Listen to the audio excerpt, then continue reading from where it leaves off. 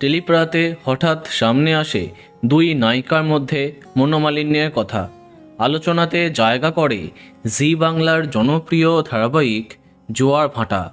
ধারাবাহিকটি আরম্ভ হবার থেকে কদিন আগে অবধি মেগার দুই নায়িকা শ্রুতি দাস এবং আরাত্রিকা মাইতির মধ্যে খুব ভালো বন্ধুত্ব দেখা গেছে। পর্দার বাইরেও তারা একসাথে অনেক মুহূর্ত ভাগ করেছেন। কিন্তু বিগত বেশ কয়েক সপ্তাহে টেলিপ্রাতে শোনা যেতে আরম্ভ করে শ্রুতি আরাত্রিকার মধ্যে নাকি সম্পর্কের অবনতি হয়েছে। সামাজিক মাধ্যমে একে অপরকে আনফলো করবার পাশাপাশি তারা নাকি তাদের একসঙ্গে তোলা সমস্ত ছবি মুছে দিয়েছেন।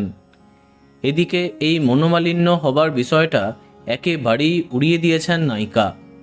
অন্যদিকে মেগার পরিচালকের সাথে যোগাযোগ করা হলে তিনি জানিয়েছেন, জানি না কেন এমন খবর উঠে যাচ্ছে, বাস্তবে ওদের সম্পর্ক খুব ভালো, শটের সময় একে অপরকে ওরা সাহায্যও করে। তাহলে কি সবটাই রটনা, নাকি সাময়িক কিছু সমস্যাও দেখা দিয়েছিল তাদের মধ্যে এবং পরে সেটা মিটমাট হয়ে গেছে? সম্প্রতি সম্পর্কের এই কাটাছেঁড়ার জন্য মিডিয়া হাউসকে দায়ী করেছেন শ্রুতি।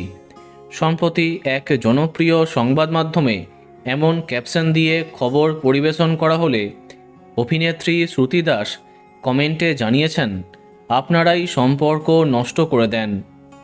বোঝাই যাচ্ছে সাময়িক কিছু সমস্যা হলেও বর্তমানে শ্রুতি এবং আরাত্রিকার মধ্যে আর কোনো বিবাদ নেই।